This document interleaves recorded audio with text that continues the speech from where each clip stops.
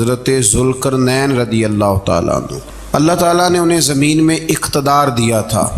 4 لوگ دنیا میں ایسے ہو چکے ہیں جنہیں اللہ تبارک و تعالیٰ نے پوری دنیا میں اقتدار دیا، ایک وقت میں پوری دنیا کا ایک ہی بادشاہ۔ 2 مسلمان تھے، 2 کافر۔ مسلمانوں میں حضرت سلیمان علیہ السلام اور جناب ذوالقرنین علیہ السلام، اور کافروں میں بخت نصر اور نمرود۔ یہ 2 لوگ ہیں جنہیں اللہ نے پوری دنیا میں اقتدار دیا، اور پھر اس کے بعد آنے والے وقت میں اللہ تعالیٰ امام مہدی کو سارا اقتدار عطا فرمائے گا پوری دنیا کا۔ حضرت ذوالقرنین کے بارے میں 2 روایات ہیں، ایک تو یہ ہے کہ وہ نبی تھے اور ایک یہ ہے کہ نہیں وہ ولی تھے، لیکن مجھے حضرت مولا علی شیر خدا رضی اللہ تعالیٰ عنہ کا قول ملا ہے جس میں آپ نے فرمایا کہ نہیں وہ نبی نہیں تھے، تو اس لیے میرا نظریہ یہی ہے کہ وہ اللہ کے ایک نیک بندے تھے۔ اللہ نے انہیں پوری زمین میں اقتدار دیا۔ وہ ایک مہم پہ نکلے، ان کا ارادہ بنا کہ میں ذرا دنیا کا چکر لگاؤں، تو انہوں نے سفر شروع کیا کہ میں دیکھوں ذرا سورج غروب کہاں ہوتا ہے۔ تو فرماتے میں پہنچا، بڑا گیا، لیکن میں اس مقام تک پہنچ گیا جہاں سورج غروب ہوتا ہے، تو پھر میں نے دیکھا کہ ایک سیاہ کنواں ہے جس کے اندر جا کے وہ چھپ گیا ہے، لیکن رب کریم کی اس حقیقت تک میں پہنچ سکا نہیں۔ پھر آپ فرماتے ہیں کہ میں آگے نکلا تو مجھے ایک قوم کے بارے میں بتلایا گیا جو بڑی خونخوار قوم تھی، بڑی خونخوار، اس کو یاجوج اور ماجوج کہا جاتا ہے۔ یہ قوم اتنی خونخوار تھی کہ یہ درندوں کو بھی کھا جایا کرتی تھی، اتنے لمبے چوڑے ان کے قد تھے، اتنے زیادہ طاقتور تھے کہ سانپ اور بچھو بھی کھا جاتے تھے۔ یہ نکلا کرتے تھے سبزے کے دنوں میں تو ساری کھیتیاں اجاڑ جاتے تھے، ہر چیز تباہ کر جاتے تھے، حتیٰ کہ انسانوں تک کو کھا جاتے تھے۔ تو حضرت ذوالقرنین جب وہاں پہنچے، اللہ تبارک و تعالیٰ نے انہیں ان مظلوم لوگوں کا مددگار بنایا جن پر یاجوج اور ماجوج کی قوم ظلم کرتی تھی۔ انہوں نے آپ سے کہا کہ حضور مہربانی فرمائیں، اس قوم سے تو ہماری جان چھڑائیں۔ آپ نے فرمایا تم میری مدد کرو۔ انہوں نے کہا حضور کس طرح؟ فرمایا بس جسمانی طور پر میری مدد کرو۔ تو آپ نے پھر وہاں ایک دیوار بنائی، لوہا کاٹ کر، سیسا پگھلا کر، پتھر ڈال کر ایک بڑی موٹی تازی دیوار بنائی، اور اتنی اونچی بنائی، اور پھر اس کے چاروں جانب آگ جلائی تاکہ وہ لوہا اس طرح پگھل جائے کہ وہ دیواروں کے ساتھ چپک جائے، تاکہ کوئی آدمی پیر رکھنا چاہے تو پیر رکھ کے اس پہ چڑھ نہ سکے۔ آپ نے وہ دیوار بنائی۔ اب اس قوم کا حال یہ ہوا کہ وہ اس کے اندر قید ہیں، وہ صبح جب اٹھتے ہیں تو اس کو توڑنا شروع کرتے ہیں، توڑتے رہتے ہیں، تو جب شام ہوتی ہے تو ان میں سے ہر روز ایک شخص کہتا ہے اتنی رہنے دو، باقی کل کریں گے، لیکن جب وہ سویرے اٹھتے ہیں تو اللہ تعالیٰ اس دیوار کو پھر سے مضبوط فرما دیتا ہے۔ نبی کریم علیہ السلام نے فرمایا قرب قیامت میں ایک وقت آئے گا، قیامت کے قریب جا کے ایک ٹائم ایسا آئے گا کہ اس مخلوق میں سے ہی ایک شخص پکارے گا اور پکار کے کہے گا کہ اب سو جاؤ انشاءاللہ۔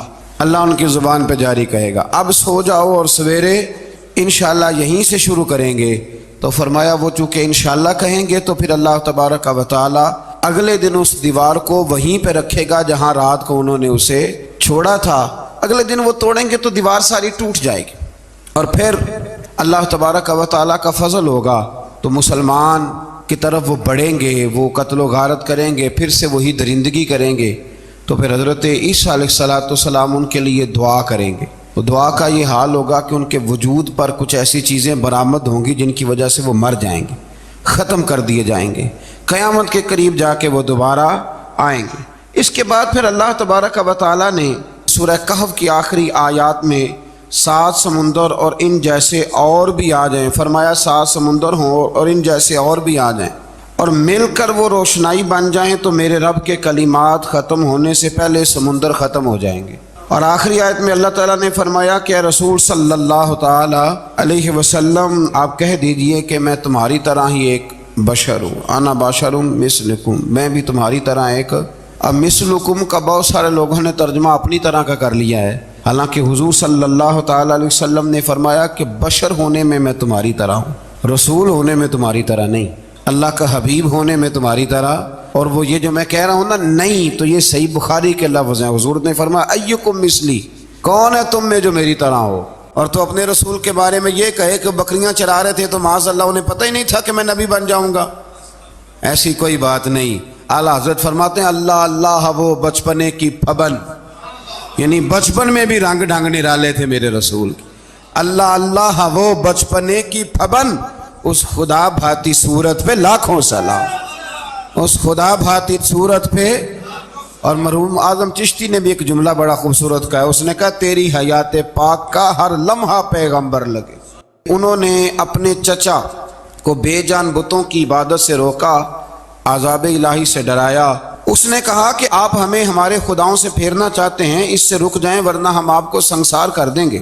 ابراہیم علیہ السلام نے کہا کہ میں آپ کے لیے اپنے رب سے استغفار کرتا رہوں گا، وہ مجھ پر بہت مہربان ہے۔ تو اللہ تبارک و تعالیٰ نے انہیں اسحاق علیہ السلام بیٹے اور یعقوب علیہ السلام پوتے کی بشارت دی، اور یہ بھی فرمایا کہ یہ دونوں نبی بھی ہوں گے۔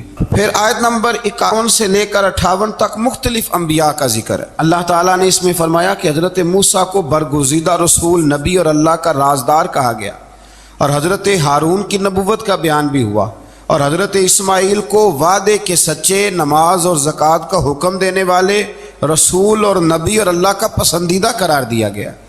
ادریس علیہ السلام کو صدیق نبی قرار دیتے ہوئے فرمایا کہ ہم نے ان کو بلند جگہ پہ بٹھایا ہے۔ کہاں ہے ادریس علیہ السلام؟ چوتھے آسمان میں بھی، اور جنت کا قول بھی ہے۔ دو روایتیں ان کے بارے میں ملتی ہیں، ایک تو یہ ہے کہ وہ حضرت ملک الموت سے ایک دفعہ کہنے لگے تو میرا یار نہیں بن جاتا؟ اللہ ہی بھلا کرے۔ حضرت اسرائیل کو کہنے لگے دوست بن جو، کہا بن جاتے ہیں، دوستی ہو گئی۔ فرمانے لگے یار موت کا ذائقہ کیسے چکھاتا ہے؟ کہنے لگا میں آپ کو چکھا دیتا ہوں۔ آپ کو موت کا ذائقہ چکھایا اور دوبارہ پھر روح ڈال دی، آپ اٹھ کے بیٹھ گئے۔ کہنے لگے دوزخ تو دکھا، نے وہ بھی دکھا دی۔ فرمایا جنت تو دکھا، جنت بھی دکھائی۔ تو کہنے لگا واپس چلیں، فرمانے لگے اب تو نہیں جانا۔ کیوں؟ فرمایا رب فرماتا ہے ہم فیہا خالدون، جو جنت میں آئے گا یہیں رہے گا۔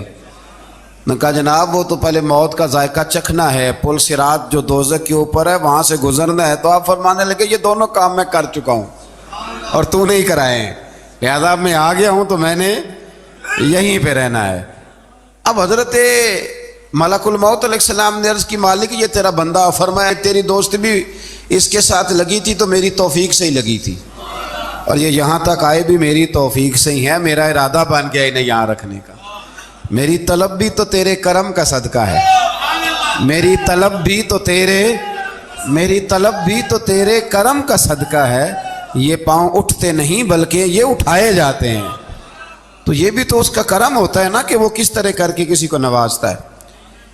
آیت نمبر 59 میں اللہ تعالیٰ کے فرما بردار اور سرکش بندوں کے احوال اور جو ان کے آخرت میں احوال ہوں گے ان کا ذکر کیا گیا ہے۔ آیت نمبر 66 میں بتایا گیا ہے کہ منکرین آخرت حیات بعد الموت کے بارے میں ہمیشہ شک میں مبتلا رہے، انہیں یقین ہونا چاہیے کہ مرنے کے بعد دوبارہ وہی خالق زندہ کرے گا جس نے پہلی بار بغیر کسی نام و نشان کے پیدا کیا۔ آیت نمبر 76 میں بتایا کہ جو لوگ گمراہی میں مبتلا ہیں ان کے ابتلا میں اضافے کے لیے مہلت کی مدت بڑھا دی جاتی، اور جو ہدایت یافتہ ہیں ان کو مزید استقامت نصیب ہوتی ہے۔ اللہ کے ہاں ثواب اور انجام خیر کے اعتبار سے باقی رہنے والی نیکیاں سب سے زیادہ بہتر، ایسی نیکیاں کریں جو باقی رہیں ہمیشہ، کیا کہتے ہیں صدقہ جاریہ۔ آیت نمبر 81 میں فرمایا کہ مشرکین اس امید پر اللہ کے سوا معبودان باطل کی عبادت کرتے ہیں کہ مشکل میں ان کی مدد کریں گے، فرمایا ہرگز نہیں، وہ ان کے دشمن بن کے عبادت کا انکار کریں گے۔ آیت نمبر 88 میں بتایا کہ کفار نے اللہ کی طرف اولاد کی نسبت کر کے نہایت سخت بات کی، یہ تو اتنا سنگین جرم ہے کہ اس سے آسمان پھٹ پڑے، زمین شک ہو جائے اور پہاڑ ریزہ ریزہ ہو جائیں۔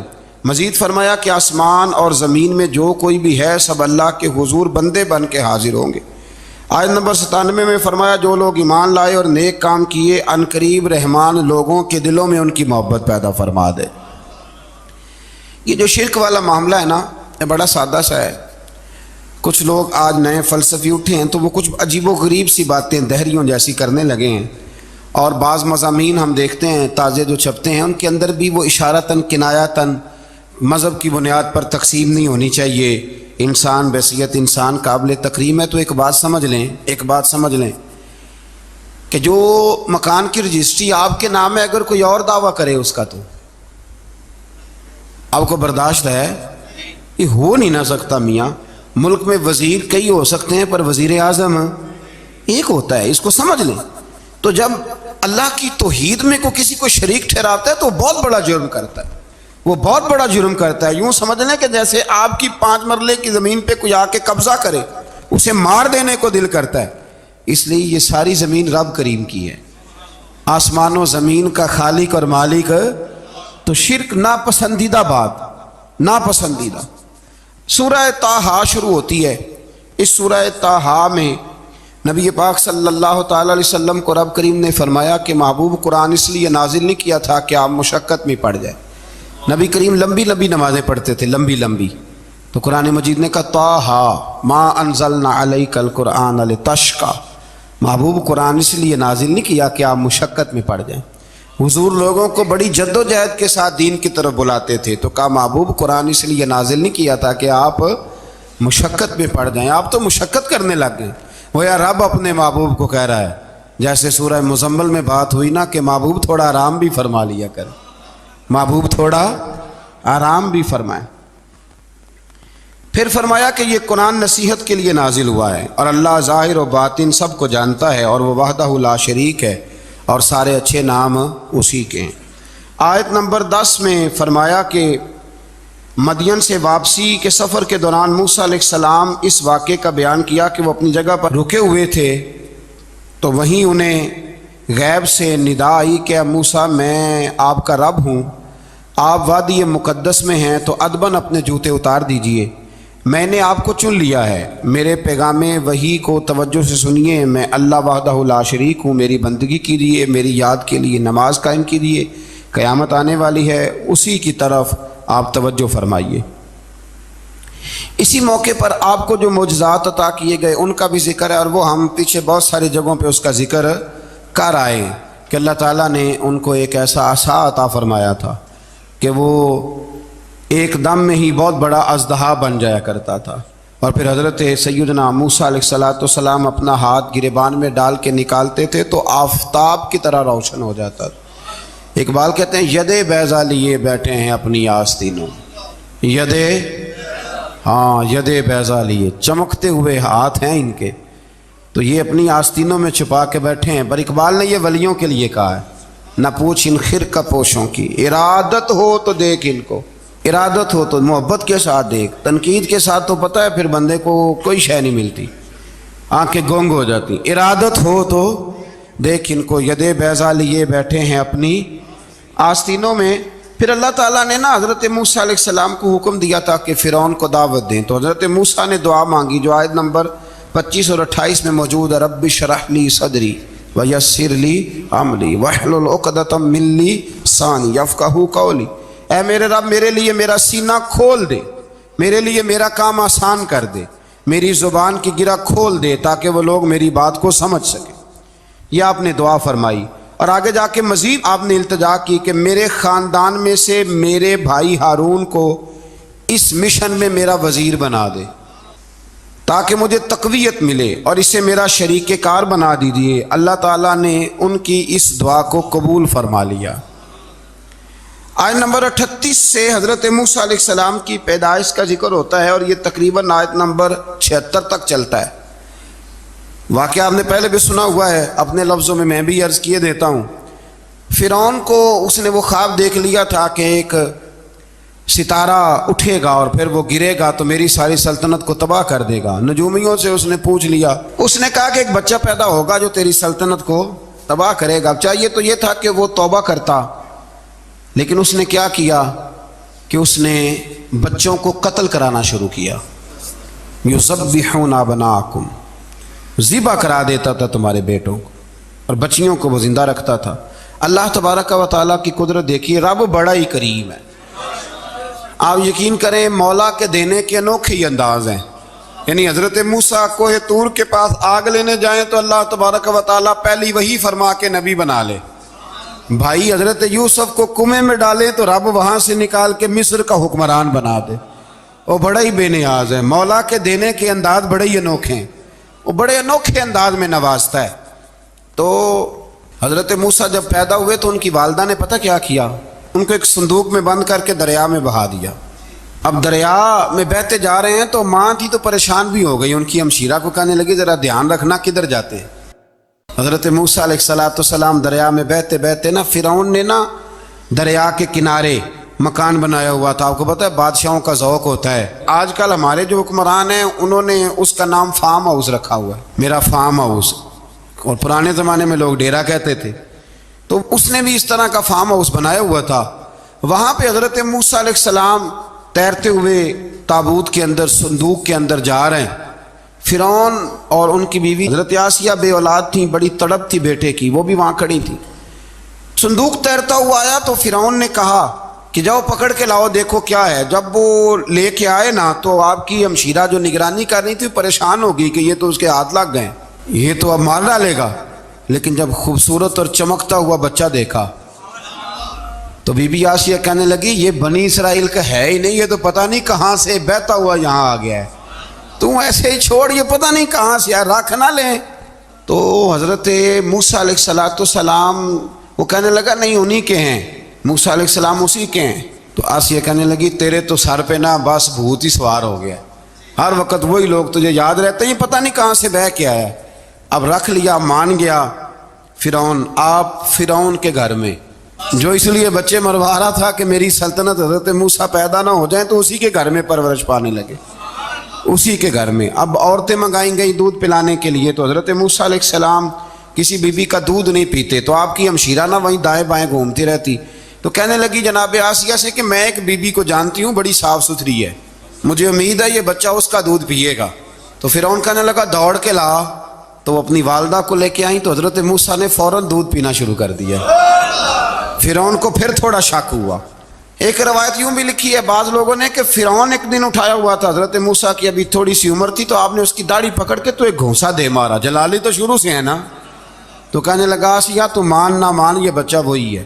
تو حضرت بی بی آسیہ کہنے لگی کہ تجھے غلط فہمی ہے، یہ وہ نہیں ہے۔ اس نے کہا دیکھو نا یہ تو اٹھاتی ہے تو پیار کرتا ہے، اور میرے جب قریب آتا ہے تو اس کے لب و لہجے میں تلخی محسوس کرتا ہوں۔ اس نے کہا بچوں کو کیا پتا۔ خیر ایک طرف اس نے کھانے پینے کی چیزیں رکھ دی، ایک طرف انگارے رکھ دیے، وہ بھی حضرت آسیہ کہتی ہیں کہ تجھے سمجھ آئے بچے بچے ہوتے ہیں۔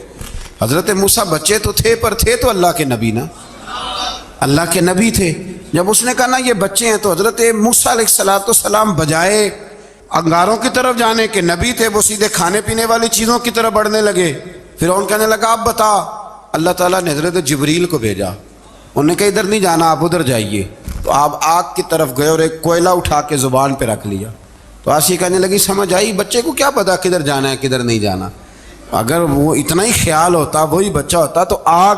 اور بعض مفسرین نے لکھا ہے یہ جو حضرت موسیٰ دعا مانگتے تھے نا رب اشرح لی صدری ویسر لی امری، یہ وہ آگ کا انگارہ جب کوئلہ منہ میں رکھا تھا نا تو اس کی وجہ سے زبان میں کچھ لکنت آ گئی، تو آپ دعا کرتے تھے کہ یا اللہ میری زبان کی وہ بند گرا کھول دے تاکہ میں کھل کے فرعون کے سامنے بات کر سکوں۔ وہیں حضرت موسیٰ پلنے لگے، وہیں پلے، وہیں جوان ہوئے، وہیں اللہ نے ساری دولتیں دی، بہن بھی ملی، ماں بھی ملی، اور سارے عزیزوں کا پیار بھی ملا۔ اسی گھر کے اندر اللہ نے پرورش کر کے فرعون کے ظلم سے بنی اسرائیل کو نجات عطا فرمائی۔ آج نمبر 77 سے موسیٰ علیہ السلام کو حکم ہوا کہ راتوں رات بنی اسرائیل کو لے کے نکل جائیں۔ انہیں اللہ کی طرف سے یقین دلایا گیا کہ ان کے لیے سمندر میں خشک راستہ نکال لیا جائے گا۔ فرعون نے ان کا تعاقب کیا اور سمندر میں غرق کر دیے گئے۔ اس مقام پر اللہ تعالیٰ نے بنی اسرائیل پر اپنے احسانات کا ایک بار پھر ذکر فرمایا۔ حضرت سعد بن ابی وقاص رضی اللہ تعالیٰ عنہ بھی ایک دن جہاد کے لیے نکلے تو رستے میں سمندر آ گیا۔ حضرت موسیٰ کی قوم کو نا سمندر نے رستہ دیا تھا، تو جناب سعد بن ابی وقاص سمندر کے کنارے کھڑے ہو کے اب وہ لوگ پوچھنے لگے حضور کیا کرنا ہے؟ فرمایا کرنا کیا ہے، ابھی دیکھیں کیا ہوتا ہے۔ تو فرمانے لگے وہ سمندر و دریا اگر تو حضرت موسیٰ کی نافرمان قوم کو رستہ دیتا ہے تو ہم تو رسول اللہ کے فرما بردار غلام ہیں، ہمیں بھی رستہ دے۔ تو 12 رستے بن گئے دریا میں سے۔ جناب سعد بن ابی وقاص لشکر لے کے گزر گئے، باہر گئے تو ایک دفعہ پھر صحابہ کو یقین دلایا، فرمایا کسی کی کوئی چیز تو نہیں رہ گئی دریا میں؟ دشت تو دشت ہیں دریا بھی نہ چھوڑے ہم، بحر ظلمات میں دوڑا دیے۔ اب میں کیا کروں، علامہ اقبال نے ہر جگہ کلام لکھا ہے، ہر جگہ یہ آپ کو پتہ نا، ایک صاحب مجھے بھی سمجھا رہے تھے، میں نے جمعے میں بھی وضاحت کی، کہنے لگے آپ اقبال کی بڑی تعریفیں کرتے ہیں۔ میں نے کہا مجبوری ہے، وہ کام ہی تعریفوں والے کرتے ہیں تو ہو جاتی ہیں، کیا کیا جائے، آمدام برسر مطلب۔ تو حضرت سعد بن ابی وقاص نے پوچھا کچھ رہ تو نہیں گیا؟ کہا جناب پیالہ رہ گیا میرا مٹی کا دریا میں۔ تو حضرت سعد بن ابی وقاص کہنے لگے کوئی مسئلہ نہیں، ہم رسول اللہ کے غلام ہیں، اور اس پر بڑی دلائل ہیں، وقت نہیں ہے آگے بڑھنا ہے۔ فرمایا او دریا، او ہمارا پیالہ تو واپس کر دے۔ تو ایک لہر آئی تو پیالہ بھی کنارے پہ پھینک گئی۔ تو اللہ تعالیٰ نے حضرت موسیٰ علیہ السلام کو کی قوم کو وہاں سے نجات دی۔ آیت نمبر 85 سے سامری کا ذکر ہے۔ سامری ایک جادوگر تھا۔ جب حضرت موسیٰ علیہ السلام تشریف لے گئے نا کوہ طور پہ، تو اس نے نا سونے کا ایک بچڑا بنا دیا تھا، اور اس کے منہ میں ایسی تاریں اس نے لگائی تھیں کہ جب ہوا چلتی تھی تو وہ تاریں بجتی تھیں، مفسرین نے لکھا ہے۔ تو بنی اسرائیل والوں کو یہ کہتا تھا دیکھو یہ بولتا ہے، تو بڑے کمزور ایمان کے لوگ تھے، اس طرف متوجہ ہو گئے۔ حضرت موسیٰ علیہ السلام واپس آئے تو انہوں نے پوچھا کہ یہ ماجرا کیا ہے؟ تو اس نے کہا کہ میں نے نا حضرت جبریل علیہ السلام کا گھوڑا جب چل رہا تھا تو ان کے پاؤں سے جو مٹی لگ رہی تھی وہ مٹی میں نے تھوڑی اٹھا لی تھی، اور وہ میں نے اس کے منہ میں رکھی ہے، جس کی وجہ سے اس کے منہ سے آواز ہے۔ وہ مٹی کب اٹھائی تھی وہ بھی لکھا ہے مفسرین نے کہ حضرت موسیٰ علیہ السلام نے جب کہا نا بنی اسرائیل والوں کو کہ گھوڑے ڈالو اندر، حالانکہ رستے بن بھی گئے تھے، پھر بھی کہنے لگے ایسا نہ ہو کہ اندر جائیں تو پانی پھر آ جائے، تو یہ جاتے نہیں تھے، ڈرتے تھے، کمزور ایمان کے لوگ تھے نا۔ اصل مسئلہ نا اندر کا ہے، آپ یقین کریں یہ بڑی با کمال بات ہے۔ میں تو اس نتیجے پہ پہنچا ہوں تھوڑی سی زندگی گزار کے کہ یقین اگر مضبوط ہو نا تو انسان کی زندگی کا ہر کٹھن رستہ آسان ہو جاتا ہے، لیکن جن لوگوں کے اندر مسائل بہت زیادہ ہوتے ہیں ان کے لیے بیرونی کوئی کام کرنا بھی بڑا ہی مشکل ہوتا ہے۔ تو یہ لوگ کہنے لگے کیسے اندر جائیں گے تو پھر نہ پانی مل جائے؟ تو حضرت جبریل امین آئے گھوڑی پہ بیٹھے ہوئے، انہوں نے آگے آگے گھوڑی دوڑائی، تو آگے گھوڑی دوڑی تو ان کے گھوڑے خود بخود پیچھے دوڑ پڑے۔ حضرت سیدنا جبریل کی گھوڑی جہاں پیر رکھتی تھی وہاں سے سبزہ اگتا تھا۔ سامری جادوگر تھا، حیرت انگیز چیزوں کو جمع کر لیتا تھا، اس نے وہ جمع کر کے رکھ لی اور بچڑا بنا دیا۔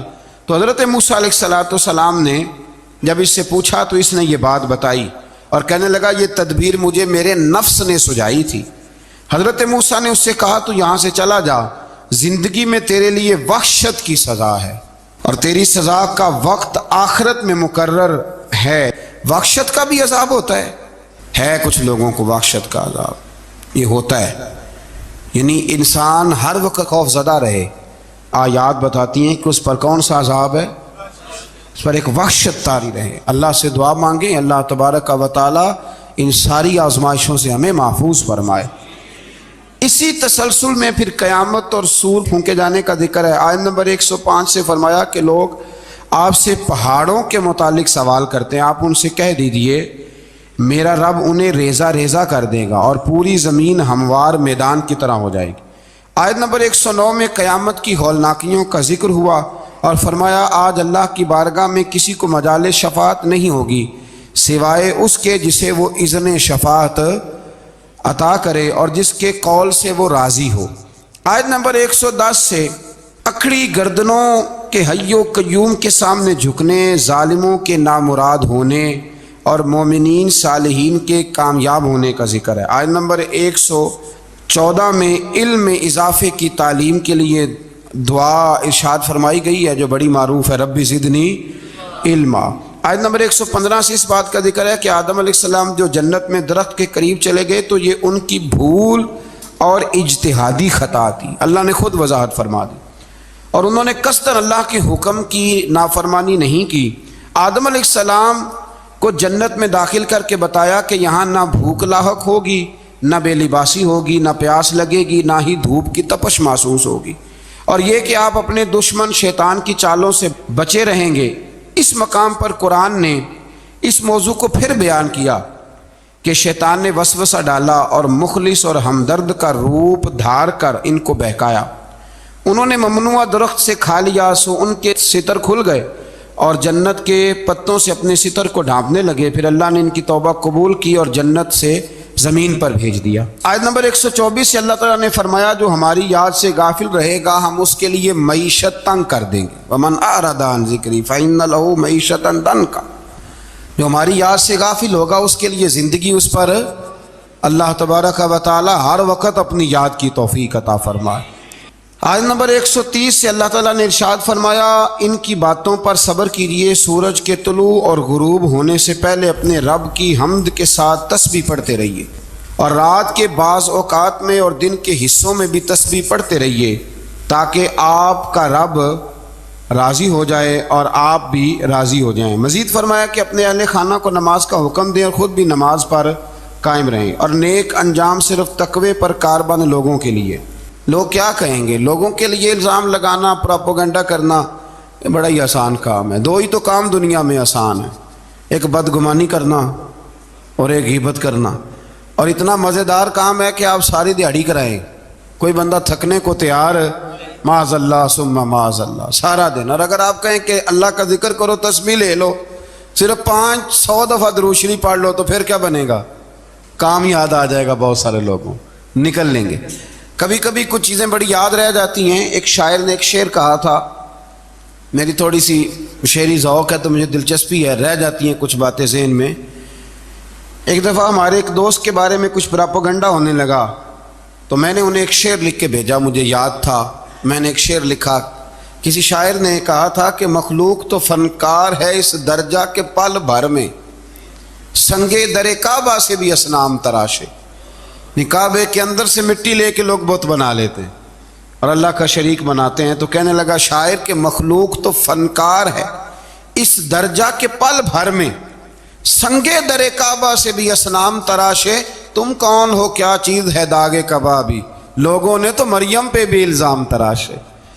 لوگ تو منٹ لگاتے ہیں، وہ جو رہی مسجد میں، پلی مسجد میں، لوگوں نے الزام لگانے کا وقت آیا تو الزام لگا دیا، سید عائشہ صدیقہ پہ لگا دیا، صدیق کی بیٹی اور صدیقہ۔ آپ سوچ سکتے ہیں کہ لوگ کہاں تک جاتے ہیں اور باتیں کہاں تک پہنچتی ہیں۔ تو یہ میرے رب کریم کا فضل اور کرم ہے کہ جناب مریم کی برات کا اعلان بھی قرآن نے کیا، اور حضرت عائشہ صدیقہ کی برات کا اعلان بھی قرآن پاک نے فرمایا، یہ بھی قرآن مجید نے فرمایا ہے۔